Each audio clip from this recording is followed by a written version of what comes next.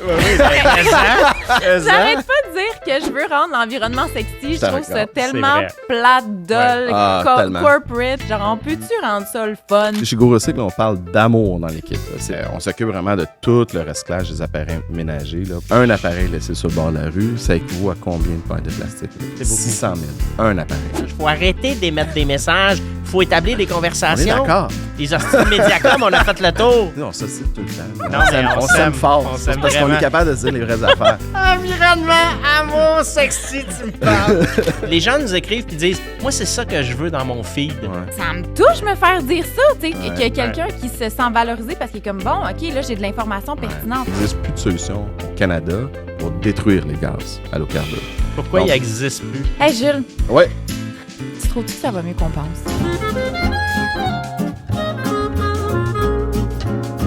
L'épisode d'aujourd'hui est présenté par Go Recycle, un organisme qui s'assure de bien recycler vos appareils réfrigérants domestiques au Québec. Go Recycle propose plus de 500 points de collecte, dont 300 points de dépôt. Pour découvrir celui qui est le plus près de chez vous, consultez le site Internet de Go Recycle. On remercie notre commanditaire de faire rayonner Ça va mieux qu'on pense et on vous souhaite une belle écoute.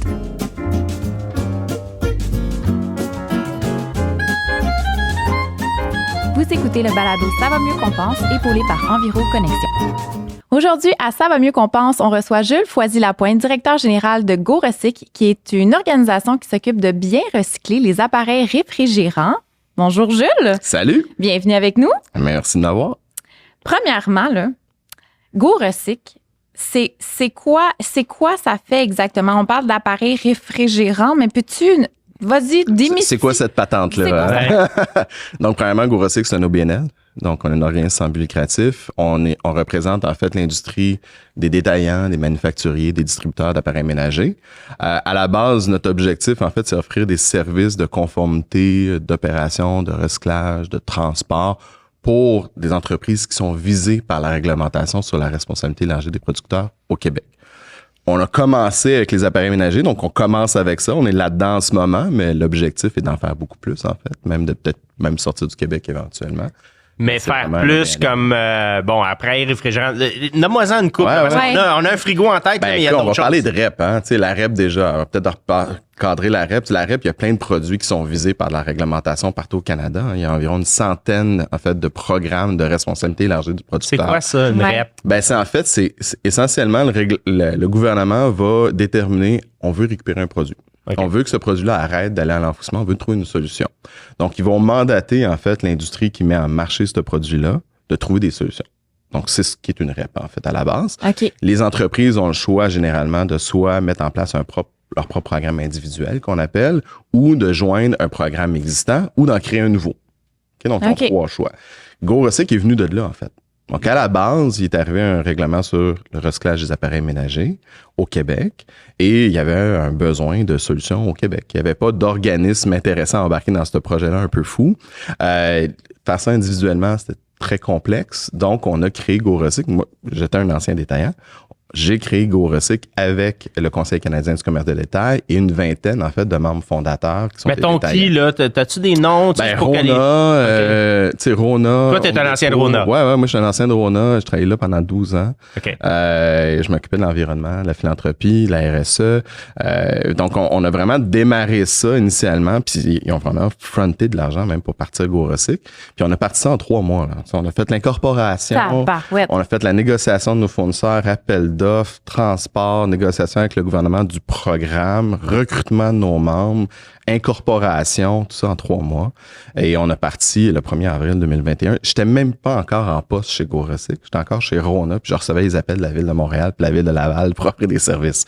Fait que j'ai commencé officiellement fin avril, en fait, donc 1 mois plus tard. Et là, on a commencé à monter le programme de façon beaucoup plus structurée. Puis là, maintenant, on est, après 3 ans, une dizaine de personnes chez nous. Et on s'occupe vraiment de tout le recyclage des appareils ménagers là, pour le Québec. Mais là, justement, là, je veux revenir. Tu dis, c'est parce que là, il y a 2 affaires. Appareils réfrigérants, puis électroménager. Fait que là, nomme-moi 3-4 appareils réfrigérants, puis après ça, on va parler d'électroménager. On peut tellement parler de... C'est tellement compliqué, mais bref... On garde ça simple ici, hein? On garde ça simple, hein? Bon. Fait que nous autres, Go Recycle, là, on se concentre actuellement sur les appareils réfrigérants climatiques. Qu'est-ce que c'est? C'est les frigos. domestiques. Ouais. Ce que vous avez chez vous, congélateur, petit, gros, qu'importe. Les celliers. C'est des les refroidisseurs de vin. Là, refroidisseurs à vin. Ouais. Distributeurs d'eau, on oublie souvent. Ouais, Exactement, les grosses cruches. Tout ce qui est air climatisé, portable, de fenêtres, donc sur roulette, ce que vous avez dans votre appartement. Puis les déshumidificateurs qu'on a souvent dans notre sol, qu'on ne pense pas, mais il y a également des éléments climatisants à l'intérieur de ça. Donc, ces appareils-là contiennent plusieurs matières, déchets. Ouais. Donc, ils contiennent du styrofoam, du plastique, du verre dans certains cas, des circuits électroniques, des huiles à l'intérieur des compresseurs, du métal, du cuivre, de l'aluminium, de l'acier évidemment, de la fonte aussi. Mais ils vont aussi contenir évidemment des halocarbures. C'est quoi un halocarbure? Alors, un halocarbure, c'est quoi cette patente-là? Tout le monde pense fréon. Fréon, c'est un des multiples halocarbures qui existent, qui est un des pires qui a été banni, en fait, depuis longtemps, mais il y en a encore dans les appareils chez les gens. Hein? Mais il y a d'autres types d'halocarbures qui sont des gaz, en fait, qui ont un potentiel de réchauffement planétaire. Okay. Que ça soit un potentiel d'affecter la couche d'ozone ou juste d'être un gaz à effet de serre. Donc, c'est important de les capturer. Hein? Donc, c'est important que si ces appareils-là sont en fin de vie, ben si on veut les détruire pour retirer les matières qui sont recyclables, mais de s'assurer que ces gaz-là sont capturés. Qu'est-ce qu'on fait quand on les capture? Ah, la grande question. Un filet. Ouais. Il essaie des papillons. Premièrement, faut penser à comment on les capture déjà à la base. Ok, donc un appareil, traditionnellement, on va retirer les gaz des conduits. Et donc, on voit les tuyaux là, des fois dans le frigo, tout ça. Bon, à l'intérieur de ça, il y a des gaz avec un mélange d'huile. Donc ça va être vraiment tiré en fait de l'appareil. Okay. Vraiment mécaniquement. Pompé mécaniquement, tout simplement. Puis ça va être filtré. Ça va être tenu dans des grosses tanks. Là. Mais comme une fois qu'il c'est dans le tank... Attends, excuse-moi. Après ça, on regarde un frigo ou n'importe quel appareil qu'on appelle réfrigérant avec une structure isolante. Cellier, c'est une structure isolante. C'est comme un petit frigo, hein, donc c'est la même chose. Un frigo, en fait, c'est une grosse carcasse d'acier inoxydable extérieur avec un peu de plastique intérieur, mais entre ça, il y a une mousse isolante. Ouais. C'est plein de petites bulles. La mousse isolante, c'est comme du polyuréthane. Et dans ça, on a encore des halocarbures. Parce que dans la mousse isolante. Dans la mousse isolante. Parce que c'est des agents, en fait, de gonflement qui sont utilisés dans les anciens appareils. Et ces gaz-là, qui sont dans chacune de ces petites bulles-là, ben, si on broie l'appareil, par exemple, mécaniquement, ben, si on fait pas attention, ces gaz-là vont se retrouver dans l'environnement. Donc, il y a à peu près, en gaz à effet de serre, là, dans les conduits d'un appareil, il y a à peu près le quart du potentiel d'halocarbures et t'as le 3/4 qui est à l'intérieur de la structure. Donc, nous, ce qu'on fait, on travaille avec juste des recycleurs québécois, dont Pursfera qui s'occupe, qui a une technologie unique là, en Amérique là, pour le retrait des gaz de ces petites bulles-là. Et essentiellement, c'est que l'appareil va être broyé dans un sas qu'on appelle, là, on l'appelle de même, qui ressemble en fait à une espèce de gros contenant dans lequel l'appareil va être broyé, mais on va assurer qu'il est scellé pour en retirer les halocarbures. Et ces halocarbures très technologique. L'innovation, là. Pursfera, c'est très impressionnant à aller voir. Chez les plus petits appareils qui n'ont pas cette mousse-là, on peut faire juste du retrait des gaz, puis là, c'est fait manuellement. Une fois que ces gaz-là, on les a, il y a certains gaz que GoRecyc permet qu'ils soient réutilisés. Donc, plutôt que faire de l'extraction de d'autres gaz ou de la production de d'autres gaz, on permet qu'ils soient réutilisés et revendus. Ils sont vendus par nos recycleurs. OK. Mais c'est vraiment... Donc, on les valorise, on donne une valeur monétaire à ce qu'on... Ça peut donner une valeur monétaire dans certains cas plus ou moins. Le métal, on évite. Oui. Dans le métal, dans les matières, oui. Mais si on parle des gaz, vraiment, il y a des gaz qui ont une valeur. Il y en a d'autres qu'on évite un coût de destruction. Ouais. Mais c'est vraiment seulement les gaz qui sont autorisés à être réutilisés. Oui, parce que dans le fond, le coût de destruction versus le coût de les recycler. Merci, j'essayais de formuler ma phrase. C'est quoi un coût de destruction pour avant ça, c'est ça. En fait, juste revenir sur le traitement, parce que les gaz qui sont réutilisés, ça va bien, mais les autres gaz, qu'est-ce qu'on fait avec? C'est ceux qui sont à détruire. Il n'existe plus de solution au Canada pour détruire les gaz halocarbures. Pourquoi il n'existe plus? Avant, il y en avait une à Calgary, en Alberta, pas Calgary, mais en Alberta. Il y avait une usine de destruction des gaz. Essentiellement, ils sont brûlés à une très, très haute température. Puis dans le fond, la molécule se désagrège. Donc, il n'y a plus vraiment de problématique avec ces gaz-là. Là, maintenant, ils sont envoyés aux États-Unis. Donc, ça coûte très cher. De transport, mais également de frais de douane, pour les faire détruire. Pour transporter du gaz. Pour s'assurer qu'il n'est pas relâché dans l'environnement. Parce que rappelons-nous, là, un appareil, là, donner une statistique intéressante, là, un appareil comme un frigo, ça peut être l'équivalent de 3-4 tonnes de gaz à effet de serre. En moyenne, c'est 1 tonne, mais les vieux appareils, c'est 3-4 tonnes de gaz à effet de serre. Un Honda Civic, là, c'est 3-4 tonnes par année à peu près en termes d'émissions. Fait que chaque appareil qu'on collecte, qu'on traite, ben on retire ces tonnes de gaz à effet de serre-là potentiels de l'environnement. Fait que c'est hyper important de s'assurer que ces gaz-là sont bien traités. Mais d'ailleurs, avant, tu sais, moi je suis vieux, là, fait que je parle souvent d'avant. Avant, les frigos, ça durait longtemps. Là, me semble, ça dure moins longtemps. C'est-tu une perception que j'ai? Il y a un peu de perception là-dedans. Okay. Comme nous, on les regarde, on a évidemment, je peux pas partager de statistiques là, précises, mais ce qu'on voit, c'est plus ou moins. Okay. En fait, je sais qu'il y a plein de discussions sur l'obsolescence programmée, puis je veux pas embarquer dans ce débat-là, mais essentiellement, nous, ce qu'on voit, c'est que les appareils, les consommateurs demandent des appareils de plus en plus beaux, de plus en plus technologiques, de moins en moins chers. Il va y avoir des défauts. Okay. Puis c'est des défauts d'ingénierie souvent qu'on va voir. Nous, souvent, on va voir des modèles qui, c'est toujours la même pièce qui casse, en fait. C'est toujours. Fait que c'est un défaut, en fait, de fabrication qui va revenir. Mais les pièces, il y en a de disponibles. Et des solutions de réparation, il y en a de disponibles. Mais là, tu veux pas aller sur l'obsolescence programmée, mais on sait que Jean-Lin Barrette a mis de l'avant l'idée de la réparabilité. Ouais. Toi, est-ce que ça va avoir un impact sur ta job? Bon, je veux pas rentrer dans un débat politique. Non, je sais. Mais on parle d'obsolescence programmée. Mais nous, ce qu'on voit comme défi là-dedans, parce qu'un des principaux problèmes, c'est que pour faire de la réparabilité, il faut avoir de la main-d'œuvre. OK. Il n'y en a pas. Il en manque énormément. Nous-mêmes, avec le réseau de réemploi qu'on favorise, qu'on essaie de mettre en place, Go Réemploi, c'est un défi de tous nos partenaires d'avoir des réparateurs. Parce que il y a juste un manque de main-d'œuvre, point. Et c'est un marché qui est très compétitif aussi. Il y a le marché commercial qui prend des revendeurs du marché domestique. Mais il y en a. Il en existe. Les gens ne les connaissent pas, par contre, ces services de réparation-là. Non, c'est ça. Mais il en existe plein, en fait. Et ils sont pas tous égaux non plus. Ils n'ont pas tous leurs cartes, ils n'ont pas toutes leurs certifications. Go Recycle, là-dessus, d'ailleurs, fait de la communication sur son site web aussi. Parce qu'il y a des options. Et il y a beaucoup de manufacturiers, d'ailleurs, qui offrent aussi des services de garantie prolongée. Tu payes 250 $, tu as une réparation, tout frais compris, les pièces sont rapides. Ce qui arrive souvent, ce qu'on voit, nous, dans le marché, c'est qu'il y a beaucoup de réparateurs qui ne sont pas des réparateurs autorisés des manufacturiers, donc c'est plus difficile d'avoir accès aux pièces. Ben moi, dernièrement, je l'ai vu avec ma laveuse, là, tu sais, c'est pas un frigo, là, mais tu sais, c'était un réparateur autorisé, il est venu, il avait toutes les pièces, il a fait ça, super. Mais tu sais, ça m'a évité de m'acheter une nouvelle laveuse. Même chose. Moi, je l'ai fait 2 fois dans les 3 dernières années, puis ça a coûté 200$ pour une sécheuse. Ça s'est super bien passé. Même chose pour une télé. Puis l'autre affaire, c'est que juste en revenir sur l'affaire de l'ancien temps, là, moi, quand j'ai beaucoup déménagé dans ma vie, là, mais souvent, tu sais, le frigo, il arrivait en fin de vie, là, on l'avait acheté chez Ameublement Elvis, là. Ça te dit de quoi, hein? T'as connu ça? Puis ça durait pas longtemps. Puis là, on le laissait sur le coin de la rue, tu sais. C'est le même qu'on gérait nos matières résiduelles à l'époque, là, tu sais. Mais là, ça existe encore, ça, là. On l'entend beaucoup sur les médias sociaux. Tout à fait.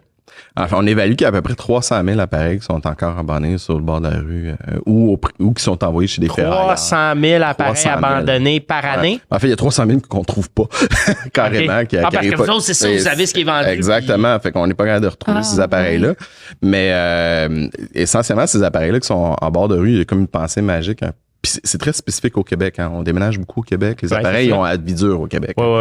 Fait qu'on amène nos appareils. En Ontario, les appareils restent dans le logement. Ils déménagent, mais les appareils restent là. Fait que nous, en Europe aussi. Exact. Fait que la durée de vie des appareils est affectée par ça aussi.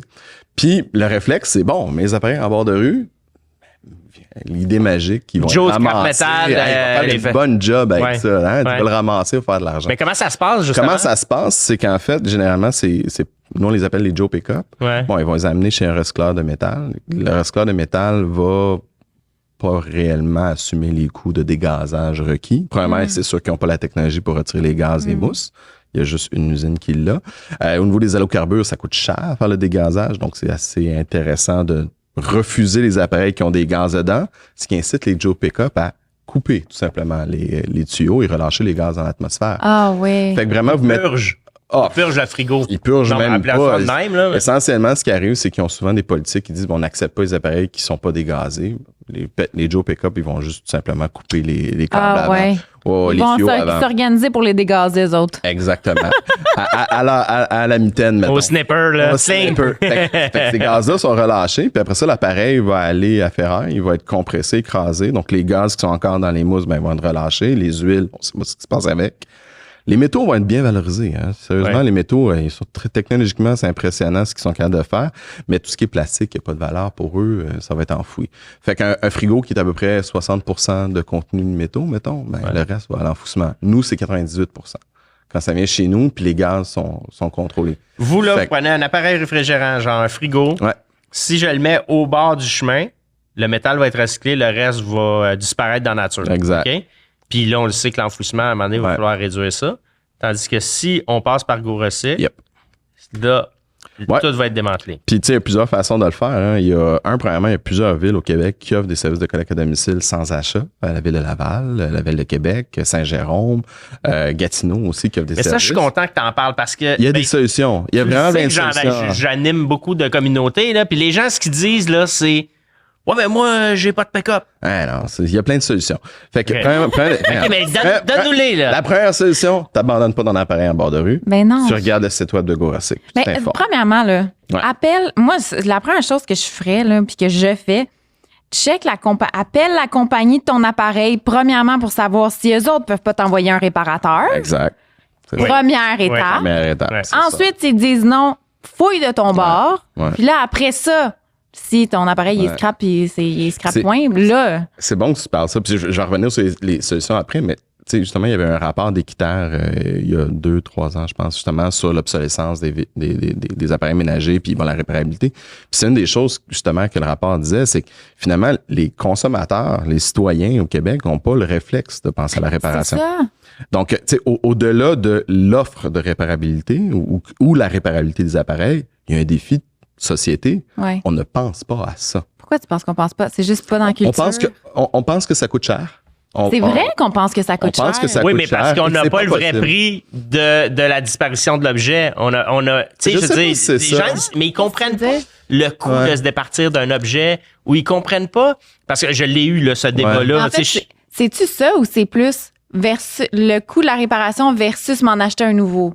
Ben, il y a ça, mais tu sais, s'ils le voient plus, mais je le vois même dans la gestion des matières résiduelles en général, les gens n'ont aucune idée combien la récupération coûte au Québec, combien les déchets coûtent. OK, dans ce sens-là, je comprends ce que tu veux dire. Puis hier, j'écoutais la radio, puis il y a un gars, il y a un livre qui vient de sortir, ça s'appelle Vidange. Là. C'est un gars qui... Bon, je l'ai reçu d'ailleurs, je voulais te dire, je l'ai reçu et je vais le lire. Mais le gars est interviewé, l'auteur de ça, puis c'est super brillant. Il disait, si on mettait autant d'efforts à bien se départir de ce qu'on consomme ou à le faire réparer, que les efforts qu'on met à l'acheter, ça irait mieux. Je trouvais ça intéressant parce que quand on se met à magasiner quelque chose, là, on est motivé. Hey, on passe nos soirées, on est prêt à faire 25 km pour sauver 2 piastres, mais pour aller le porter, on n'est pas là. Ou de le réparer. Ou de le réparer. Que ce soit un véhicule ou autre, hein, c'est tellement attirant dans l'appareil neuf. Moi, je suis vraiment fière quand je fais réparer quelque chose.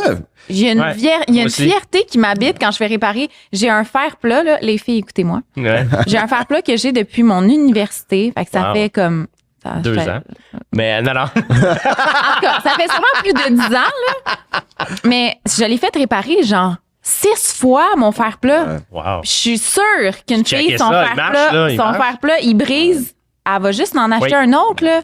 Puis moi, je suis contente. C'est comme, si la réparation, elle me coûte quoi? Genre, je sais pas, moi, 40 50 piastres, peut-être. Il y a tellement... on préfère un podcast juste à la réparabilité parce que nous, on s'intéresse beaucoup à ça chez GoRecycle. Puis on voit les freins. Puis un des freins, c'est ça. Les gens, il y a une perception que ça coûte très cher, qu'il n'existe plus de service parce que médiatiquement, on en parle souvent de façon négative. C'est vrai. Il n'existe plus rien. Pas vrai. Nous, on se fait appeler par des réparateurs régulièrement qui veulent la job. Donc, il y en a. Qui n'a pas de pièces. Il y en a pas si t'es pas un récupérateur autorisé. Parfois, c'est plus difficile, mais il y en a. Il y a une perception de coût également, qui est très chère. Donc, c'est beaucoup d'obstacles, en fait. T'sais. Puis en Europe, on voit des droits à la réparation qui commencent à se mettre en place, des bonnies à la réparation pour inciter à redémarrer, en fait, ce réflexe-là. Ça n'existe pas encore au Canada. Nous, on en parle, on aimerait ça parce qu'on pense que c'est une solution même plutôt que de récupérer, de faire du réemploi. En fait, on est toujours dans la pyramide du puis nos membres, pareil, c'est la même chose. Mais il y a vraiment un défi, un frein à la base, à penser au réflexe de la réparation. C'est surprenant. Mais bon, mettons qu'on n'est plus capable de le réparer. C'est vraiment la fin réparable. C'est la fin de vie. Ou l'appareil est tellement vieux que ça vaut peut-être pas la peine parce qu'il consomme beaucoup, puis au final, c'est mieux de changer. Bon. Parce on a le droit de changer aussi. La consommation énergétique qui est importante. Exact. Tu peux avoir un vieil appareil de 10 ans, tu peux tout le monde il faut le garder. Ça se peut qu'il consomme pas mal d'énergie aussi, là. C'est peut-être pas la bonne affaire. Fait que, faut y penser à ça aussi, là. C'est vrai. Non, mais c'est compliqué. C'est un petit bon point, par exemple. C'est compliqué, mais c'est ça. Mais c'est compliqué parce qu'on n'en parle pas. Mais non. Parce qu'il y a il faut vraiment faire un geste citoyen de réflexion. Fait que bref, notre appareil, on décide de le changer. On fait quoi? On le met pas en bord de rue, hein, déjà. On va sur le site web de GoRecyc, on a plein de solutions. Premièrement, on a une liste de points de dépôt, évidemment, partout au Québec. On a des éco-centres partout au Québec. Les gens peuvent l'amener là. Notre liste également de partenaires de collecte à domicile sans achat est là également. OK, donc, ça existe. Ça existe, oui. Tu vas, Ville de Laval, tout est à Laval. Non, il n'y a pas de frais. C'est payé par GoRecyc. Puis, en ce cas, par exemple, la Ville de Laval, on partage des frais. On va chercher l'appareil. Il n'y a pas de frais pour le consommateur. Et tu le mets sur le bord de ta maison. Parce que tu n'es pas allé sur mon site. Non, je suis allé, mais là, ça, cette bout-là, arrête, je regarde ton site, toi, matin, Malvent. La presse, GoRecyc, Journal à Montréal. Les réseaux sociaux. C'est après. Je refais un autre après. Puis après, tu réponds tes courriels.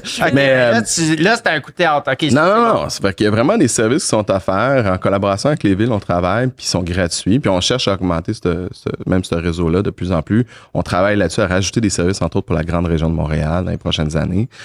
Mais c'est un service qui est gratuit. On rentre pas dans la maison, par contre. C'est vraiment en bord de maison. Faut qu'il soit sorti pour réduire les coûts, justement, pour que ça soit acceptable. Puis là, c'est une collaboration citoyen-organisme et ville. Oui, parce que, tu sais, la vieille madame de 75 ans... c'est sûr, il faut voir qu'elle demande... Non, c'est ça, exact. Puis bon, là, t'as pas un véhicule. Nous, notre but, c'est de répondre à l'enjeu de t'as pas un véhicule pour l'apporter. Oui, c'est correct. Oui. Donc, il y a ça. Donc, il y a ces services-là qui sont offerts, donc en plusieurs régions déjà. Comment on fait? Moi, je suis une ville. Ouais. OK, bon. Là, j'écoute ça. Ouais. Là, je fais, cool. C'est hot. Comment je fais? Tu m'appelles. Aussi simple que ça. Aussi simple que ça. 514. C'est vrai. Non, mais sérieusement, c'est pas compliqué, là. Vous contactez opération@gorecyc.com, puis on a notre équipe qui fait le suivi. OK. Opération @gorecyc.com. Opération, peu importe. On a plein d'hashtags. Ouais. Fait que, puis c'est vraiment mon équipe, là, qui s'occupe des villes avec que tu connais bien. Oui, là. on est très, très rapide, très réactif là-dessus, puis on rentre dans les discussions après ça sur comment on organise tout ça. OK. Fait que toutes les villes du Québec devraient embarquer là-dedans. Si on est capable d'offrir un service, évidemment, parce que ça prend des transporteurs, hein? Ça prend des gens qui sont prêts à y aller, ça prend un service de réservation. Donc, c'est quand même de la logistique à organiser. Mais des grandes villes devraient le faire, tu sais. Évidemment, exact. On pense qu'il va y avoir de la demande. Là, à date, tu disais, il y a Québec. Donc, Québec, Laval, Saint-Jérôme, Gatineau, déjà, l'offre. Puis, la ville de Dorval, également, j'étais là la fin de semaine dernière, l'offre également. Donc, il faut vraiment aller sur le site web. Il y en a plus qu'on pense. Si tu fais pas partie de ces villes-là, tu peux quand même appeler pour avoir, là, s'il y a des frais, j'imagine. Donc, on revient aux solutions. Donc, site web de GoRecyc, vous allez visiter notre section sur les points de dépôt ou tous les services. Vous rentrez votre code postal. Toutes les solutions qui sont dans votre région sont là. Okay. Donc, vraiment, les services de collecte à domicile, s'il y en a. Sinon, les éco-centres qui sont dans votre coin. Après ça, on a des points de dépôt autres aussi qui sont des fois disponibles, des cours de voirie, des garages municipaux dans certains cas. Également, on a la liste d'une centaine de bannières de détaillants, en fait, donc des enseignes de détaillants qui offrent un service de collecte à domicile avec l'achat de votre prochain appareil. Mettons, je vais chez, Tanguay, mettons. Je vais chez Tanguay, j'achète un frigo. C'est un membre. Ben oui, mais. C'est un membre fondateur. Membre fondateur. Là, je vais chez Tanguay, j'achète mon frigo, je dis, by the way, j'ai un autre frigo. J'ai pas de problème, je vais le reprendre. Je suis pas obligé de le mettre en bord de rue. Il poigne de chez nous puis il m'installe là. Exactement. C'est un service gratuit. Wow. C'est gratuit, mais il faut que tu achètes ton nouveau frigo. Mais tu t'es rendu à le remplacer. Oui. Donc, d'une façon ou d'une autre, t'es rendu là anyway. Non, je comprends. Ça vient régler ton Ça te coûte juste 1500$, c'est pas grave. Mais mettons que tu veux acheter un appareil. De seconde main. Oui. Dans ton cas. Oui. On a également 45. Tu l'as une fille qui magasine Marketplace. C'est ton genre, ça. Toi, t'es Marketplace. Bon, t'achètes Marketplace. C'est ça, si t'achètes Marketplace, ça, je peux pas le contrôler. Là. Mais on a 45 points de vente qu'on appelle Go Réemploi. C'est un nouveau programme qu'on a lancé cette année, qui sont des entreprises de seconde main qui revendent des appareils et qui donnent les garanties légales obligatoires, ce qui n'est pas toujours le cas. Ben, c'est drôle que tu dises ça parce que j'ai acheté une nouvelle sécheuse dans un revendeur de, justement, là, c'était une sécheuse de seconde main, puis ça... Et déjà, elle sèche plus? Non, elle sèche bien. J'ai une garantie. Il est venu me livrer. J'étais très heureuse. Ça m'a pas coûté un rein. Exact. Fait que c'est ça. Fait qu'on a 45 entreprises comme ça qui le font, qui donnent un super bon service, qui ont les qualifications tant au niveau électrique, à l'eau-carbure, pour s'assurer que l'appareil est bien conforme quand il va être remis en marche aussi. Parce que c'est bien beau d'acheter un appareil de seconde main, mais on va être certain qu'il brisera pas puis qu'on n'aura pas une inondation chez nous, par exemple. Fait que c'est vraiment ces entreprises-là, nous, on assure en fait qu'elles respectent les meilleures pratiques, en fait. Il existe plein d'autres entreprises. On peut pas garantir, évidemment, ces pratiques-là, mais dans ces cas-là, on fait vraiment des vérifications. Fait qu'il y en a 45 et il y en a beaucoup là-dedans qui offrent aussi un service de collecte à domicile. Avec l'achat de ton appareil de seconde main. Fait qu'il y en a des solutions. Il y en a des solutions. Il y en a vraiment. Fait que la pire chose, c'est vraiment d'abandonner votre appareil en bord de rue. Informez-vous. Il y a d'autres solutions. Puis, on dit toujours, tout le monde fait tellement d'efforts pour la lutte au changement climatique, la lutte aux déchets, mais ils abandonnent leur appareil en bord de rue. Puis, on voit beaucoup d'étudiants qui le font, ce qui est un peu contre-intuitif. Et juste donner une idée, là, on a parlé beaucoup des maudites pailles en plastique. Là. Un appareil laissé sur le bord de la rue, ça équivaut à combien de pailles de plastique à peu près? C'était sur ton site web, puis j'ai pas retenu. C'est beaucoup. 600 000. Un appareil. 600 000. Équivalent, je pense, c'est 4 ans de transport en commun. Donc, il y a plein d'actions. Vegan, même chose. On a plein d'actions, justement, on met des comparatifs. C'est pas dire que c'est pas bon de faire ces actions-là, au contraire. Mais on fait ces actions-là au quotidien. Mais on continue d'abandonner nos appareils en bord de rue. C'est une aberration environnementale. Mais tu sais, Gilles, comme tu sais, je communique beaucoup avec les communautés, puis ce que je comprends, ce que les gens me disent, c'est que leur besoin, c'est que ça sorte de chez eux. Tu sais, on vient de le voir, là, il y a eu Debbie. C'est quoi l'impact, d'ailleurs, j'avais ça dans ma tête, c'est quoi l'impact de Debbie sur vos activités? Est-ce que vous avez senti une croissance? Parce que moi, à Terrebonne, des frigos abandonnés là, qui étaient dans des sous-sols, là, j'en ai vu un puis un autre. Là. C'est clair. Ben, on n'a pas vu, je peux pas dire, parce que j'ai pas regardé là, spécifiquement l'impact de débit. Nous, c'est sûr qu'on a une croissance cette année encore d'environ 20% d'augmentation de volume. Là, c'est énorme. C'est énorme, 20%. Mais c'est la croissance de l'organisation. Ouais, je pense que la sensibilisation, en grande partie, l'augmentation du réseau, l'augmentation des solutions, ça aide énormément. La mobilisation des partenaires aussi, qui font plus de communication, qui en parlent plus. Ça aide énormément. Mais tu sais, les cas comme Débit, par exemple, nous, ça nous désole souvent. D'ailleurs, quand tu m'avais parlé de la ville de Saint-Lin, on a embarqué tout de suite pour essayer d'offrir une solution. Parce que justement, les appareils se retrouvent en bord de rue puis les Joe Pickup passent. Ouais. Ben oui, il y en a beaucoup à Saint-Lin, des Joe Pickup. Fait que bravo pour ce que vous avez fait. Fait que là, le problème, c'est que ces appareils-là, une fois qu'ils sont mis en bord de rue, si moi, je les ai pas ramassés, on n'a aucune idée qu'est-ce qui se passe avec. Ce qu'on sait, c'est qu'ils se retrouvent chez les ferrailleurs, les recycleurs de métaux, puis qu'il y a très peu de contrôle, malheureusement, là-dessus. Ouais. OK. Mais là, est-ce que... Là, on a parlé des appareils réfrigérants, on a fait le tour, mais il restait en suspens les électroménagers. Les autres. Là, j'aimerais ça que tu me parles des autres parce que ça fait partie de vos rêves. Ça fait partie de ce que vous voulez faire. Plus ou moins, parce qu'en fait, on l'a regardé. En fait, ces produits-là sont visés par la réglementation. Puis, bon, tu sais, je disais, on peut comme quoi, mettons, une sécheuse. Une sécheuse. Une lave-vaisselle. Puis actuellement, ces appareils-là, quand ils sont en fin de vie, ben soit ils vont être réemployés. Ils sont déjà dans un réseau existant de réemploi qui existe au Québec, formel ou informel, Marketplace, etc. Elvis. Elvis. Je pense qu'il a fermé, Elvis. Il a fermé, mais c'est rendu EconoPlus, qui est un de nos membres. Écoute, Elvis, à l'époque, c'était tellement gros, il faisait des pubs, le gars, il arrivait en Elvis en hélicoptère. Non, mais c'était gros. C'était gros, là. Fait que pour venir sur une laveuse sécheuse, tu sais, le défi, en fait, ces appareils-là, c'est qu'il n'y a pas vraiment de matière dangereuse là-dedans. Il n'y a pas vraiment de problématique tant que ça en fin de vie. Fait que c'est important de les réparer. C'est important de leur prolonger leur durée de vie. Mais en fin de vie, c'est quoi l'enjeu environnemental qu'on essaie de régler?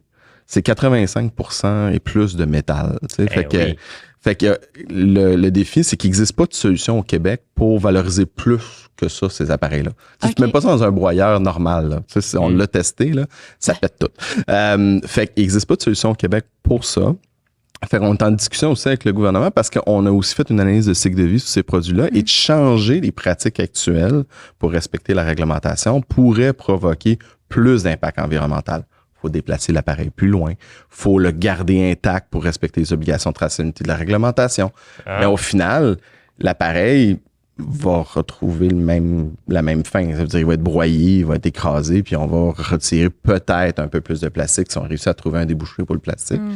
Mais c'est pas garanti qu'on va avoir un gain environnemental. Il y a même une forte chance, puis on a travaillé avec nos amis de chez Ageco, là, qui sont spécialisés en analyse de cycle de vie.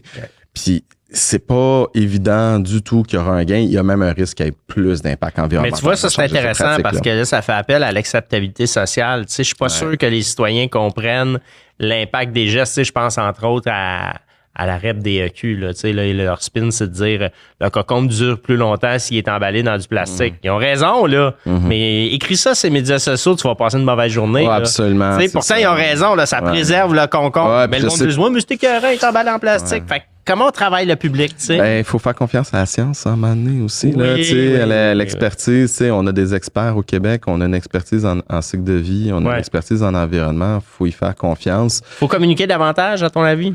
Je pense qu'il faut prendre le temps, puis pas prendre des décisions, des solutions qui sont populaires, juste parce qu'elles sont populaires. Prendre le temps de prendre des bonnes décisions. Penses-tu qu'on fait ça? OK, on va passer à la prochaine question. Je pense qu'on s'améliore. Je Je pense qu'il y a de plus en plus une tendance à vouloir faire affaire avec ces experts-là, mais je pense qu'on est encore très rapidement orienté sur qu'est-ce qui est populaire en termes de communication, malheureusement, ce qui nous apporte à faire des mauvais plis. Je reviens à la paille de plastique. On en a fait tout un tollé. Puis c'est une bonne chose, là, d'accord? Ça apporte la sensibilisation au niveau du plastique. Mais pendant ce temps-là, il y a tellement d'enjeux environnementaux dont on n'a pas parlé.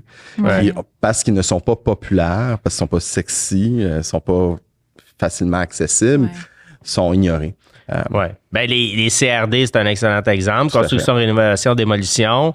Les ICI, les institutions, les commerces, les industries, c'est des très gros pollueurs, on va dire ça, mais qu'on travaille pas tant que ça là-dessus. Puis pourtant, il faut travailler plus. Tu sais, le bac bleu, c'est 76% de performance. Puis là, il faudrait tout révolutionner. CRD, on a reçu Tommy l'autre fois là, sur les briques. C'est génial ce qu'il fait puis tout ça. Mais on dirait que c'est nouveau quand même qu'on veut travailler avec les ICI et les CRD. Ben, moi, les CRD, je connais pas assez ce milieu-là, pour être franc. Mais t'as pas travaillé chez Rona, toi? Oui, mais les déchets de destruction, rénovation étaient vraiment chez les consommateurs, dans les chantiers. Fait que nous, on en avait, on les gérait.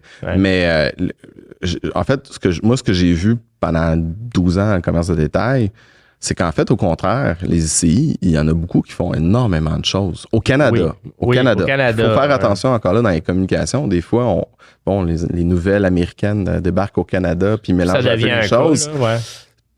Moi, je l'ai vu aux États-Unis, ce que ça donne. C'est papier pas recyclé, là. Mais, tu sais, la canne de peinture, met du sable dedans, mais ça l'enfouissement, c'est bien correct. Mais au Canada, il y a énormément de choses qui se font. Puis les REP, entre autres, il y a énormément de choses. La peinture, là, elle est recyclée partout au Canada. T'as pas ça aux États-Unis. Non, ça, c'est parce qu'il y en a d'autres, des REP, des responsabilités élargies des producteurs. Mettons, qu'est-ce qu'on a comme REP là, au Québec en ce moment, là, les grosses REP, là, les grosses REP qu'on a au Québec, il y a nous autres. Vous autres, là. Vous êtes combien d'employés? On est 10. Mais... Vous faites tout ça à 10. OK, bravo. Ça fait 3 ans. Bravo. Checkez-nous aller. Moi, je te check mais non, sinon, après ça, on a la peinture, qui est un des plus vieux problèmes qu'on a, les huiles, même chose. Éco-peinture. Éco-peinture, la SOGU, qui est le problème pour les huiles, même chose ça fait très longtemps la SOGU, je le connaissais pas. C'est SOGU, en fait, Société de gestion des huiles usagées. Puis aussi, même chose, c'est un problème qui est très, très vieux, mais qui est plus orienté garage. C'est des huiles. Donc, on est moins habitué à les entendre, mais ils sont très, très, très présents dans le milieu des garages. Après ça, on a les batteries, les électroniques. Les pneus. Les pneus, c'est pas une REP tout à fait. Les pneus, c'est Recyc Québec qui s'en occupe. Donc, c'est pas l'industrie. C'est pas nécessairement de REP. C'est pas la même tu vois, ça, c'est intéressant parce que dans ma tête, c'était une REP. Comme éco-entreprise, c'est une REP aussi, mais c'est pas tout à fait le même règlement. Donc, il y a des différences aussi. Mais après ça, il y a les lampes fluo compactes qu'on voit moins, les tubes fluorescents. Mais c'est normal parce que c'est une technologie qui est en train de disparaître. Mais toutes ces REP-là, c'est-tu... ça vit comment, mettons? Parce que là, ça fait beaucoup de petites organisations que le citoyen doit connaître pour... En fait, ils n'ont pas besoin de les connaître. En réalité, la plupart du temps, ils sont dans les écocentres, donc ils ont juste besoin de connaître leur écocentre. Mais c'est pas toutes les villes qui ont les écocentres. Non, tout à fait. Ça, c'est un problème. Sinon, c'est d'aller sur ça va où de Recyc Québec, d'ailleurs, qui fait une bonne qui donne une bonne idée ou dans quelle... Mais tu sais, la raison de tous ces organismes-là, en fait, c'est que la réglementation, elle arrive des fois au compte-gouttes, puis elle arrive et touche des industries qui sont complètement différentes et avec des opérations et des besoins qui sont complètement différents. Et tout le monde nous dit, nous, par exemple, chez GoRecyc, mais pourquoi vous ramassez pas aussi les électroniques, puis les huiles, la peinture, c'est la même affaire.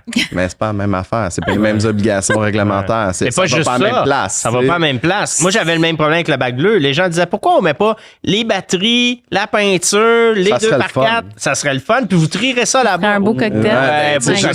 Juste un cocktail de transport de matières dangereuses, là. Wow! Oui, du chlore avec du lait. Ouais, la bonne idée! Oh, le génie! Pas une bonne idée. Fait que ça a l'air facile, mais ça l'est pas. Ouais. Mais fait que c'est pour ça qu'il y en a plusieurs. Puis, chaque organisme, moi, je les connais tous. On travaille beaucoup ensemble pour s'aider, de partager des bonnes pratiques. Le défi, c'est aussi, on a tout de la boue dans le toupette aussi. Là. Oui. C'est très demandant. Le cadre réglementaire au Québec est très intense. C'est une bonne chose en termes de traçabilité. On peut avoir confiance au système qui La traçabilité, c'est un bon point, ça, parce que c'est un angle mort de tout ça. Qu'est-ce que ça devient après? Tu sais, comme moi, j'essaye d'aller voir les usines qui traitent après. C'est dur. Tu sais de quoi, là? Si, test de rétine, test de sang pour rentrer là-dedans. Puis je suis comme, ben oui, mais moi, je veux expliquer aux citoyens que quand il fait ça, ça donne quelque chose. Mais il faut les comprendre, dans le sens que c'est leur business aussi. Hein, donc, mais là, on est là pour aider les citoyens. T'sais. Oui, mais le marché, c'est un marché économique. Donc, on s'entend, pour que le marché économique fonctionne, il faut que ces entreprises-là soient capables de vendre leur matière sur les marchés qui soient mondiaux. Mais sans révéler des secrets, là, plus tu donnes un sens à ce que tu fais, plus les gens vont participer. Tu sais, toi, là, t'as beau dire, ouais, mais tu sais, quand le frigo est abandonné, hey, les gens, il va falloir qu'on leur répète ce message-là souvent. Parce que s'ils disent, non, tout fini à l'enfouissement, je l'ai vu en enquête l'autre jour. Parce que, par exemple, nous autres, au niveau de la traçabilité de la matière, on est capable de dire la matière, elle est valorisée. Au final, on sait qu'elle est valorisée. Le gaz, on sait qu'il est valorisé ou éliminé. On est capable d'aller jusque-là. De façon sécuritaire. Après ça, tu regardes les métaux. Les métaux, ça va sur les marchés mondiaux. On sait que ça va être valorisé. Mais est-ce que ça va être nécessairement transformé dans un produit manufacturé au Québec, ici? Là, sérieusement, c'est difficile. Ça rentre dans la pile d'acier. À un moment donné, il y a une part d'acier qui s'en va en Turquie. Ça peut être un vélo, mais ça peut être un moteur. C'est ça. Puis on cherche beaucoup de traçabilité au Québec, mais d'aller jusque-là, c'est un peu un défi impossible. Là, on rentre dans des défis techniques très importants. C'est vraiment ça qu'on cherche. Ce qu'on cherche à savoir, c'est est-ce que ça s'en va à l'enfouissement ailleurs? Oui. C'est ça qu'on veut c'est un bon point que tu soulignes, c'est que des fois, on fait une réglementation unilatérale. Mais dans le fond, il faut se rappeler c'est quoi le réel besoin du citoyen. Mais pour ça, il faut parler aux citoyens. Puis par ça, il faut évaluer c'est quoi l'enjeu environnemental qu'on veut adresser. J'en reviens aux appareils ménagers tantôt. C'est la philosophie qu'on a chez nous. T'sais. On veut pas faire de no-nonsense. On va mettre en place des solutions qui ont un gain environnemental clair. Pour ça, il faut se poser la question, c'est quoi le problème qu'on veut régler? C'est la même chose. On parle de circularité. Oui, il faut faire la circularité au Québec. Pour ça, quel est le problème? Déjà, à la base, il faut un secteur manufacturier qui est fort. Le secteur manufacturier est à l'extérieur du Québec. Là, tu soulèves tout un enjeu. On veut adresser la circularité, mais il faut développer le marché manufacturier au Québec. Là. C'est un peu ça aussi. On va bien vouloir parler de circularité tout le temps. Si on n'a pas d'acheteurs de matière au Québec, on règle pas le problème. Donc, c'est l'enjeu majeur parce que t'as beau traiter ta matière, bien la séparer, tout ça. Mais s'il y a personne qui apprend en bout de ligne, tu viens de tout faire ça pour rien. Là. T'as de la belle matière. Donner de l'amour aux industries du Québec qui vont... Absolument. Puis je pense qu'on n'a pas tant donné d'amour à ces organisations-là. Je pense qu'on l'a fait. Recyc Québec travaille beaucoup là-dessus. Tu sais, ils financent, entre autres, beaucoup de projets de circularité. Bric Québec, dont vous parliez tantôt. Bric Recyc. Oui, c'est ça, c'est un exemple. Ouais. Mais il y en a plein, là. Mais c'est très, très, très, très complexe aussi. Quand on travaille vraiment dans l'écologie industrielle, de remettre en manufacture des produits comme Cascade. C'est une histoire d'amour. Tout le monde adore Cascade. Je me rappelle Marie-Ève. Mais c'est rare. On est chanceux. Donc, Cascade, c'est un joyau. Et c'est vraiment le fruit d'efforts depuis des décennies. De vision. Ça prend du temps. Il faut lui donner ce temps-là, puis il faut lui donner de l'amour, il faut l'encourager financièrement ou autre. Mais nous, on parle avec des valorisateurs, puis c'est un défi, là. Si le coût du pétrole tombe, la valeur du plastique. Le plastique, c'est toujours ça. Il y a personne qui le veut. Et ils sont dans ça. Et on sait que le plastique, c'est pour gérer les surplus de production de pétrole. Fait que, c'est sûr qu'à un moment donné, il va tomber. Puis, exactement. Fait qu'on est affecté par les flux économiques. Fait qu'il faut penser aussi au marché économique qui entoure tout ça. Donc, c'est plus que juste de l'environnement. C'est pour ça, moi, que je triple sur le projet, parce que c'est beaucoup plus que de l'environnement. D'ailleurs, là, je suis curieux. Je pars dans une autre tangente. Toi, t'as étudié à Sherbrooke en administration des affaires. Ouais, t'es un gars de maths, toi. Non, je suis un gars de management. Mais au cégep, t'étais pas en maths ou en affaires? Ouais, j'étais en sciences avant. Mais maintenant, j'étais allé en management, gestion des opérations. Ce qui m'intéressait, c'est l'optimisation. Mais ça fait du sens avec ce que tu fais en ce moment. C'est un peu ça. mais ça fitait comme. Mais tout le côté financier, c'était pas quelque chose qui m'attirait. C'est pas une valeur pour moi, l'argent, là, du tout. L'argent n'est pas une valeur pour toi. Non, ça m'attire pas. Je veux dire, je suis pas animé par l'argent. Puis c'est quoi que t'animes? L'administration, tu parles de ça tout le temps. Mais c'est quoi que t'animes? Réduire le gaspillage dans toutes ses formes. C'est l'impact. C'est vraiment l'efficience, tout ça. Fait que ce qui m'a attiré vers l'environnement, c'est qu'à un moment donné, j'étais allé voir un documentaire, puis je me cherchais un peu. C'est Manufactured Landscape d'Edward Burtynsky. Ah, je l'ai pas vu. Ah, faut que tu le vois. C'est un photographe de Toronto. C'est un photographe de Toronto. Lui, ce qu'il fait, c'est qu'il fait des photos extra grand format, immenses, et d'impact que les gens ne voient pas. Ah, c'est hot. Fait que Manufactured Landscape, c'est un de ses premiers films marquants. Puis essentiellement, c'est que tu vas dans une manufacture en Chine, tu vas dans les mines dans le Grand Nord, un peu partout dans le monde, puis tu vois l'étendue, en fait, de l'impact de notre consommation. Puis là, ça m'a rentré dedans. OK, je veux travailler là-dessus. Puis c'est là où j'ai continué mon parcours en environnement, en développement durable à Sherbrooke. Ensuite, en environnement. J'ai fait une maîtrise en développement durable en France et à Sherbrooke. Puis après ça, en environnement, ensuite au CUF. Puis c'est ce qui m'a fait triper, en fait. C'est que l'administration peut être un outil pour faire de l'environnement. Parce que tu vois les choses différemment. C'est plus large que juste l'impact que j'ai devant moi. C'est comment je peux avoir un système complet qui me permet d'aller chercher des gains environnementaux. T'sais. Mais tu lèves un point important parce que, tu sais, quand je parle, puis on a eu cette réflexion-là sur l'environnement, tu sais, on met-tu l'environnement de l'avant avec ça va mieux qu'on pense? Puis, tu sais, quand je dis, c'est une affaire sur l'environnement, là, on s'imagine, là, tu sais, des pantalons en terre cuite, là. Tu sais, je veux dire, c'est pas ça, là, tu sais. Puis, c'est intéressant d'avoir c'est plus ça. Ça l'a été. Ça l'a été. Mais de ramener de la business dans ça, tu sais, je pense que l'économie et l'environnement peuvent très bien aller ensemble. Et ça peut être un moteur. C'est comme. En fait, c'est essentiel. Oui. C'est parce que tu peux. OK, je me suis trompé. J'ai dit preuve, là, mais t'as raison. C'est pas le bon verbe. Je vais vous donner un exemple. Comme moi, pendant des années, je mettais en place des initiatives environnementales. Les pires initiatives environnementales étaient celles qui dépendaient du bon vouloir de l'exécutif. Parce qu'ultimement, l'exécutif change. La vision change. Tombent. OK. Les meilleures initiatives environnementales, c'est celles qui sont autonomes de façon économique. Et c'est ça le défi, en fait. Si on veut avoir vraiment un système qui fonctionne, qu'on arrête de parler d'environnement en réalité, là, c'est vraiment, faut trouver des besoins et des solutions économiques qui permettent de régler ces problématiques-là. Parce que là, après ça, ça devient holistique. Là, ça devient organique et ça s'auto-génère. Et ça, tu sais, Cascade, c'est ça. Bon, ça prend des efforts incroyables qu'ils font quotidiennement. Mais il y a un besoin. Si tu pars avec cette prémisse-là, puis que tu bases tes opérations là-dessus, après ça, là, tu crois là-dessus, tu sais, tu bâtis là-dessus. Ton un marché qui est dynamique. C'est la difficulté souvent en environnement. En général, je trouve que quand tu prends des décisions, quand les organisations, même les villes prennent des décisions, je trouve que de penser comme ça, plus multifonctionnel ou plus efficacité opérationnelle, souvent, quand tu penses en l'environnement, ça se complète bien. Oui. Non, même pas ça se complète, c'est comme ça l'aide de le penser comme ça. Ça te donne des solutions que tu n'aurais même pas pensé si tu avais si tu prends une notion juste environnementale, souvent ça tombe. Parce que c'est juste là où on va rester sur le désir. Puis l'environnement, nous, on aime ça. Mais la plupart des gens ne trouvent pas ça très sexy. Vraiment pas. Mais c'est ça qu'on fait. Non, puis tu sais, je prends la différence que je travaillais aux États-Unis beaucoup avec justement les équipes américaines. Puis le côté relations communautaires est beaucoup plus sexy. En développement durable, j'avais jamais de problème à pousser des initiatives de relations communautaires. L'initiative environnementale, c'était toujours difficile.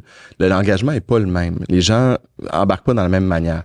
Mais en environnement, si tu parles justement d'efficience, tu parles d'économie, il y a une opportunité de marché. Ouais. Là, organiquement, ça commence à générer une demande pour l'initiative environnementale et elle survit. Mais c'est un peu ça que JP Chouari disait aussi, le Sustainability Coach, le coach, en tout cas, le coach en durabilité. Oui, merci. Mais c'est un peu ça, lui, son cheval de bataille, c'est de faire comme, non, on va trouver un petit élément sur lequel tu peux t'accrocher. On va partir de ça, puis après ça, on va le faire grandir dans ta business. La durabilité peut te permettre une croissance et d'avoir une valeur économique. Parce qu'en fait, je reviens toujours à ça, c'est que l'externalité des coûts de toutes ces démarches-là, on les connaît pas très souvent. Tu sais, même à la ville, on reçoit notre compte de taxes, là. On sait pas où c'est que ça a été. Mais si je te disais, mettons que la gestion des matières résiduelles dans ta ville, c'est le 3e poste de dépense le plus important, tu capoterais ça un moyen temps. T'arrêterais de jeter tes affaires dans la rue inutilement. Tu dirais, là, attends une minute, on est-tu capable de mieux gérer les affaires? Puis je pense que ça, là, dans le narratif, c'est ça qui nous manque. Ouais. C'est la valeur vraiment de tout ça. C'est pas juste pour revivre dans une planète verte avec des biches puis des biches. Non, mais c'est vrai. Ouais. Il y a une valeur monétaire à ça. Ça, là-dessus, je suis pas tout à fait d'accord. C'est rare qu'on n'est pas d'accord. Ouais, c'est rare, mais j'aime ça qu'ils soient d'accord. Mais moi, je le vois comme, parce qu'on parlait souvent au marché, tu sais, donc les produits éco, c'est un petit peu toujours perçu comme étant plus cher. Oui. J'ai eu à me battre avec ça pendant des années, puis encore maintenant, la notion environnementale des éco-frais, par exemple, dans le cadre des REP, c'est un peu ce qu'on voit aussi, c'est perçu comme une taxe, c'est perçu comme un coût, et ça amène souvent une perception que l'environnement, ça coûte cher. Fait que je suis d'accord que les gens doivent comprendre qu'un coût, moi je suis tout à fait d'accord que le coût doit être intégré dans le prix des produits. Là. C'est pour ça que la REP m'intéresse, parce que c'est une approche économique en fait. Mais le fait de le montrer, c'est un couteau à double tranchant. Ben, tu vois, ça peut être perçu comme étant, parce qu'on le voit nous sur les réseaux sociaux souvent, ça coûte cher, c'est compliqué, non. Et c'est pas nécessairement perçu comme étant, hey, ça coûte cher, donc je devrais m'en occuper. C'est plutôt comme une autre affaire. Non, mais tu vois. Toi, ce que tu dis, c'est plus, ça coûte, mettons, tu regardes ton compte de taxes puis tu sais que ça, c'est le troisième plus gros poste de dépense. En tant que propriétaire dans ta ville, tu vas pas faire comme, OK, si ma ville m'arrive avec des solutions pour réduire ce poste de dépense-là, peut-être que je vais pas juste annoncer ça. Si tu as une capacité d'avoir un effet. Oui, c'est ça. Oui. Ben, tu vois, c'est là. Mais on est d'accord dans le fond. Oui. On n'est pas en désaccord. Non. C'est-à-dire que. S'il y a un impact dans mon action, je suis d'accord. C'est que tu le nommes et tu dis, voici comment tu peux reprendre ton pouvoir et voici des solutions pour améliorer collectivement les choses. Là, les gens font comme, hey, j'ai un impact dans ma communauté. Parce que, honnêtement, le faire un vox pop ici, là, puis le monde, ils veulent tout bien faire. Ils savent juste pas par quel bout de le prendre. Ouais. Tu sais? Une fois que tu leur donnes la solution, puis ça, c'est ce qui manque là, dans notre société, là, c'est d'arriver avec des solutions.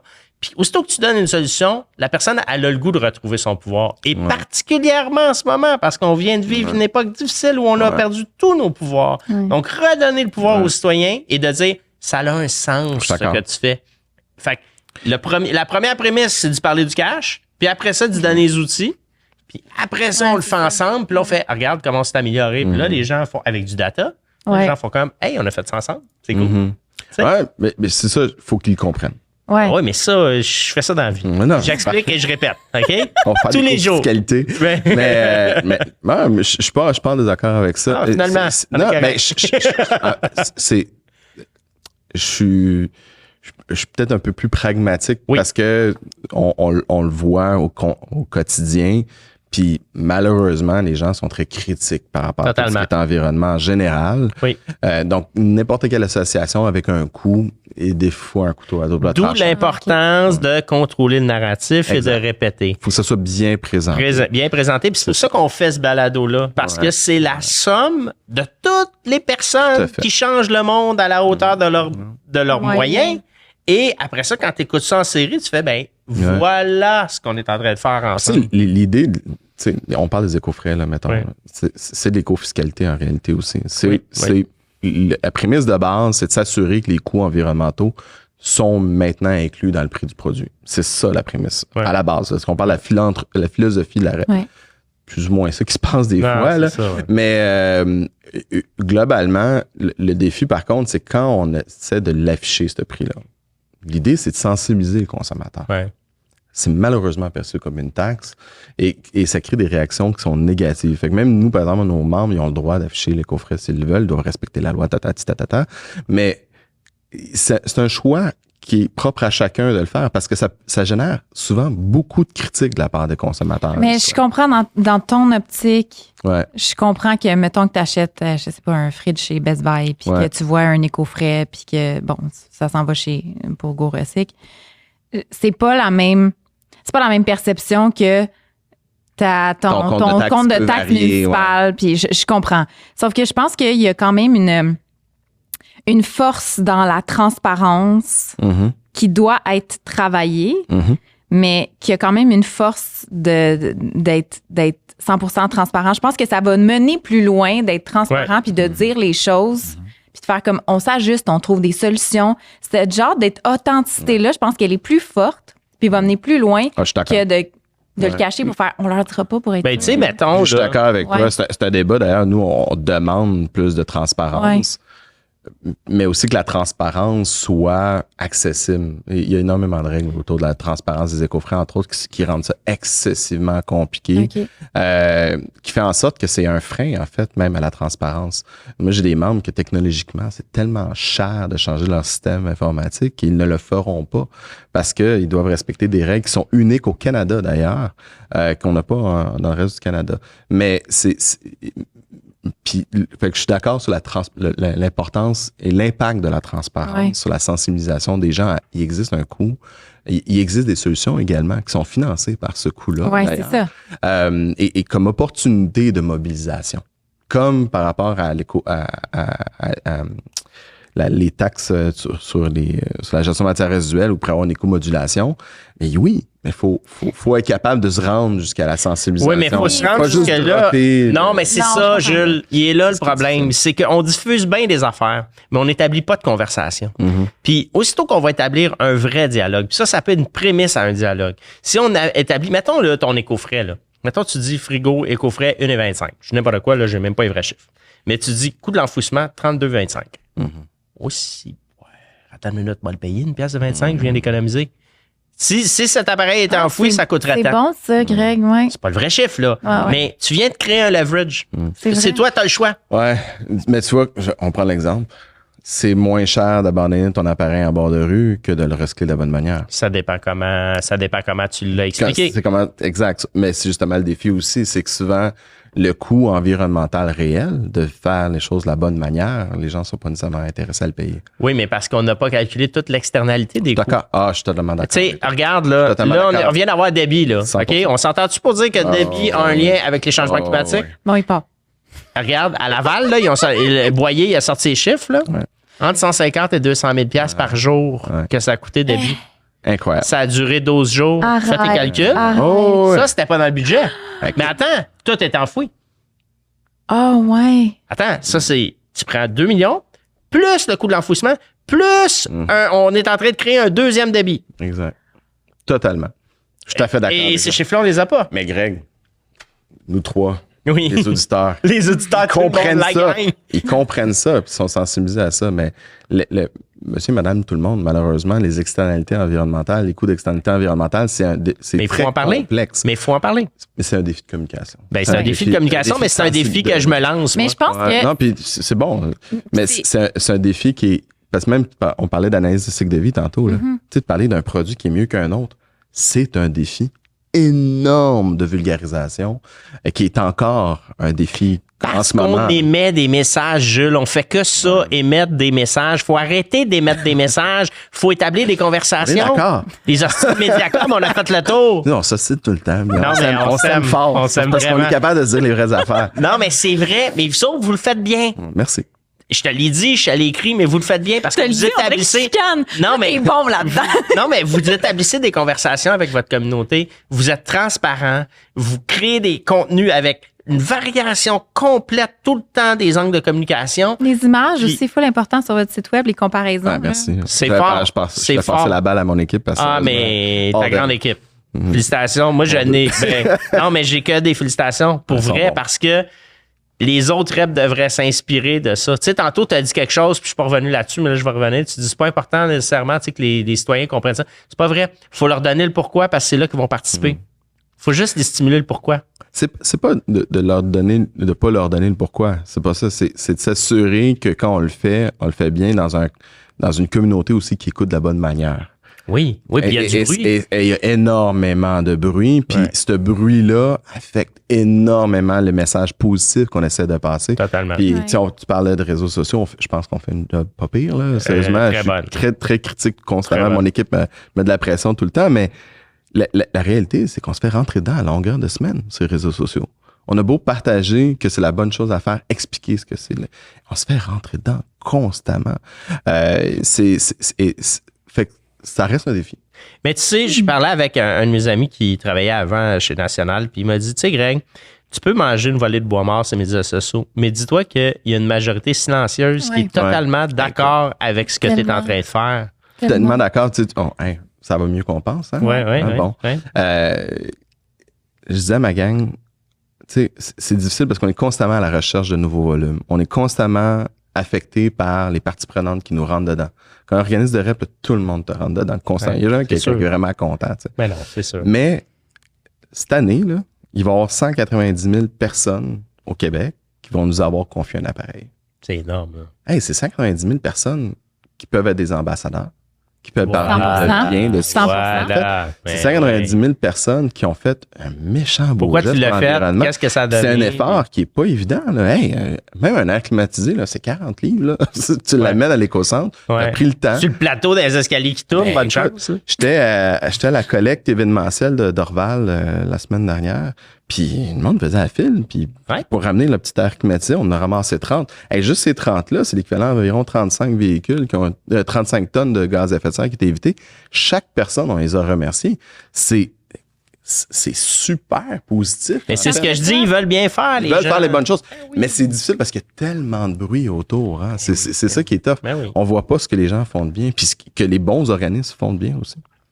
Parce que toi, tes indicateurs de performance, on en parlait un petit peu avant de commencer. J'aimerais ça que tu l'abordes ça, puis qu'à un moment donné, je pense que quand tu es arrivé sur le marché du travail, puis tu essayais de bien faire les choses, tout ça, puis les indicateurs de performance pour toi, ils ne parlaient pas. Ils ne parlaient pas. Ouais. Veux-tu jaser un peu de ça? Ouais, ben c'est sûr que j'arrive du milieu de l'administration, hein, donc les indicateurs de performance sont en ligne de profit souvent, tu sais, puis bon, ton actionnariat, ça m'a jamais vraiment parlé. Moi, mes indicateurs de performance ont toujours été des métriques environnementales dans mon rôle de développement durable.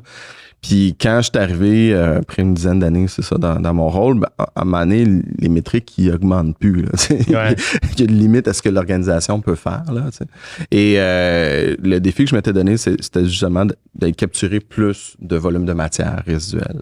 Parce que tu avais fait une comparaison, je pense. Oui, je ne veux pas rentrer dans les détails privés de Rona, mais tu sais, un des défis qu'on avait...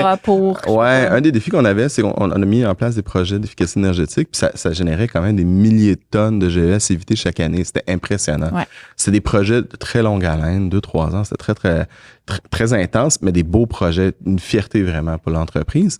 Et le défi a été à un moment donné, OK, what's next? Il y a pas tant de choses que tu peux faire au-delà de ça. Et on évitait à peu près là, 8 000 tonnes, 9 000 tonnes de GES par année, ce qui est bien là, pour un détaillant. Ouais. Quand le projet de GoRecyc est arrivé sur la table, je commençais à parler avec les recycleurs. chaque appareil, c'est environ 1 tonne, quelques mathématiques. Attends, là, c'est 10 000 tonnes de GES évitées par mois. Là, en ce moment, on roule à peu près à, c'est ça, mettons, 15 000 à 20 000 tonnes de GES évitées par mois. Par mois? Ouais, dans la haute saison, là.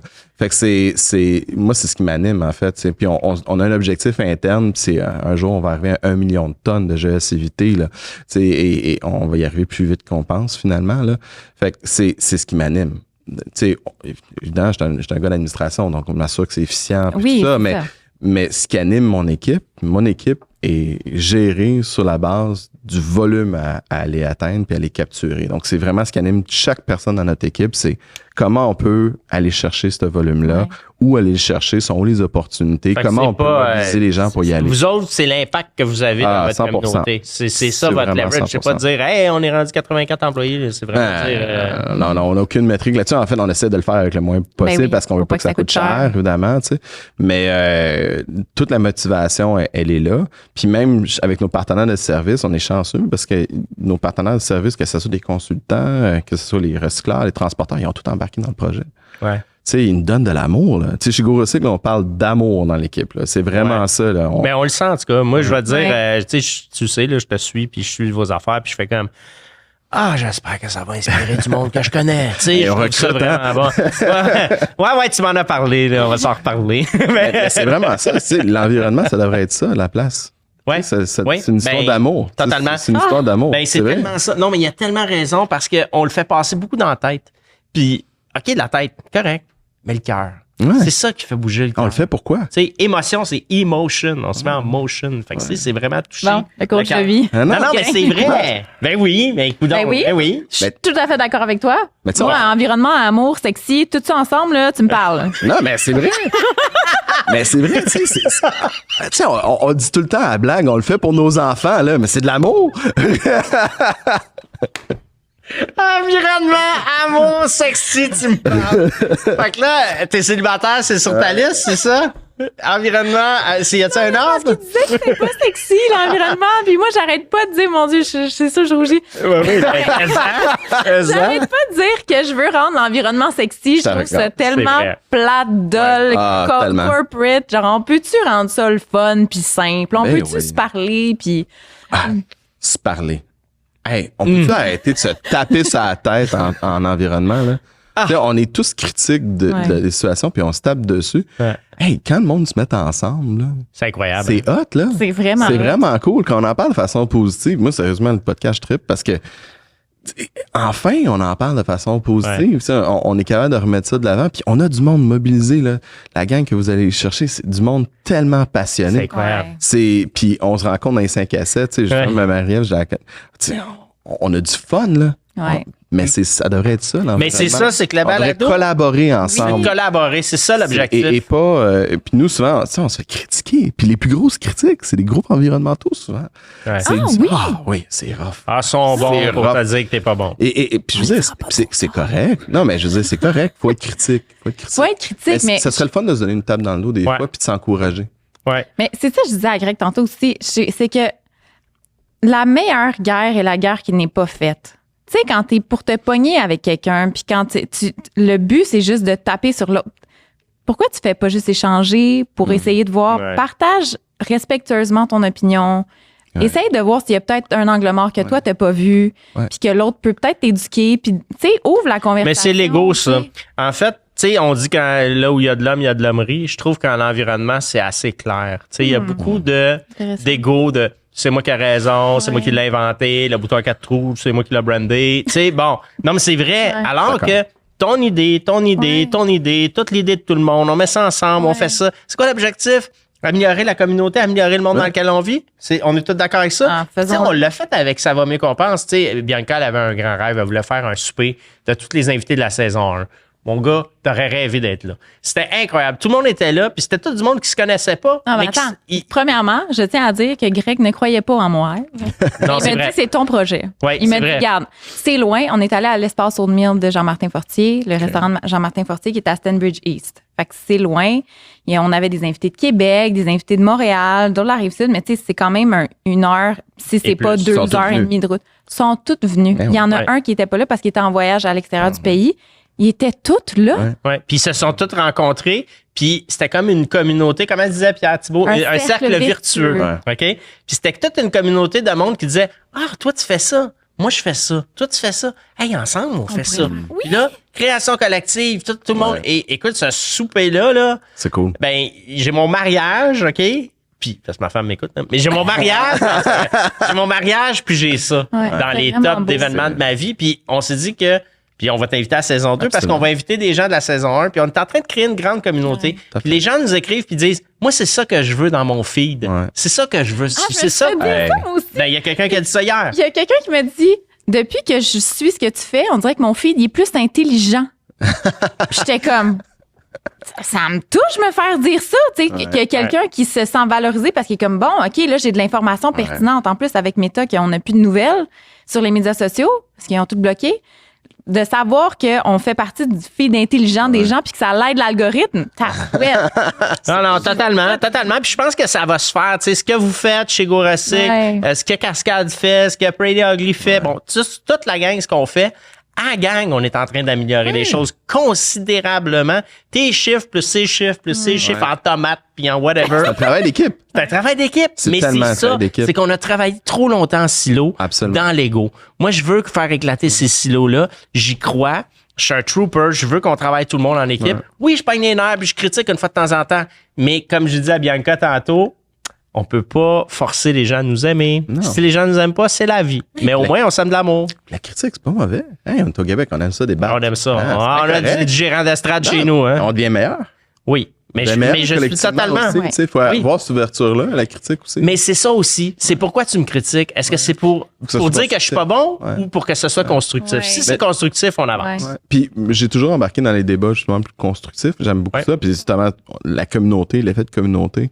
Plusieurs tables de concertation sur lesquelles j'ai travaillé. J'étais souvent le VP social parce que justement, c'est par les 5 à 7 de coin de table où tu refais le monde. C'est là que ça se passe. Puis là, tu réalises que... Non, mais c'est vrai. Tu refais le monde, puis tu bounces des idées avec des gens qui ont vécu des choses complètement différentes, puis on s'encourage.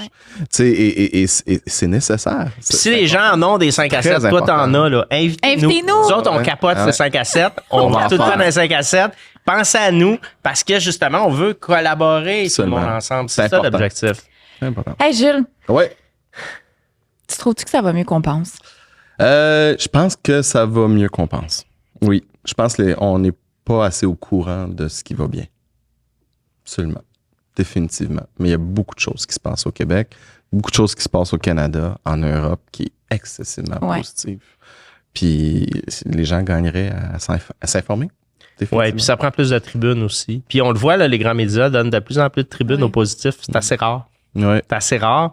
Puis, tu sais, moi, j'ai fait beaucoup d'affaires là, dans les médias. Puis ils disaient, c'est le fun. Tu sais, c'est comme un genre de comic relief. C'est comme quelque chose où on se sent bien. Ça fait du bien. On a besoin de ça. Bien, tu sais, il y a tellement de nouvelles négatives.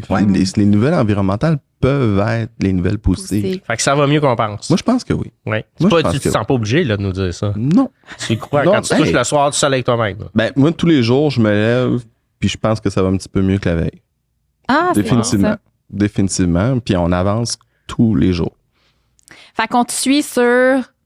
Ben, sur moi, personnellement. Ben, c'est toi. Moi, on me suit pas, là, mais non. On suit Gorosic. Fait gorosic.com, on est partout, là, LinkedIn, Facebook, Instagram. On a évidemment un site web avec tellement de solutions, justement. Les points de dépôt, tout ça. Vraiment, suivez-nous là-dessus, puis écrivez-nous. Si vous avez des questions, si vous voulez collaborer, tout ça, on est ouvert aux idées. On a encore une petite équipe, on peut pas tout faire, mais on met énormément d'efforts. Mais moi, je dois souligner que vous êtes très rapide. Faut dire qu'on s'aime bien, mais chaque fois que je t'écris, avant le coucher du soleil, t'as trouvé une solution. Tu as pété ta balloune, t'as pas eu un traitement de faveur. On est bon avec tout le monde, je pense. C'est une joke. Je suis déçu, mais je suis satisfait quand même. C'est important pour nous que ça soit, on soit très réactif. C'est hyper important, je pense, qu'on fait. Là. On veut saisir toutes les opportunités. Merci d'avoir été avec nous. C'était une belle discussion. Merci énormément. C'est vraiment apprécié. Super. À la prochaine. Salut.